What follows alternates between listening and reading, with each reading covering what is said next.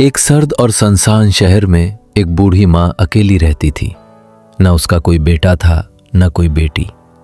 उसकी जिंदगी में अगर कोई था तो वो थी उसकी एक छोटी सी बिल्ली।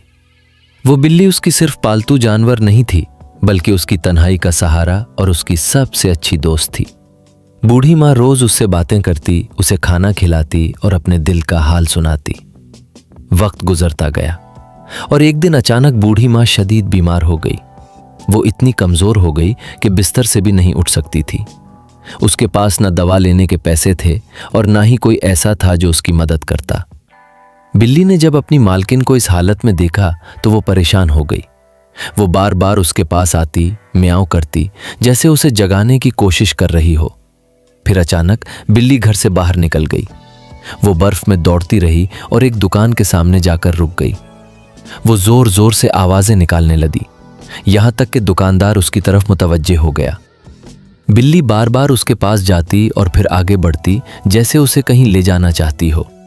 दुकानदार को कुछ अजीब लगा तो वो बिल्ली के पीछे चल पड़ा। बिल्ली उसे सीधा अपने घर ले गई, जहां बूढ़ी माँ बेहोश पड़ी थी। ये देखकर दुकानदार फौरन मदद के लिए आया और उसे अस्पताल पहुंचाया। चंद दिन बाद बूढ़ी माँ की हालत बेहतर हो गई। जब वो घर वापस आई तो उसने अपनी वफादार बिल्ली को गले से लगा लिया और उसकी आंखों में आंसू आ गए।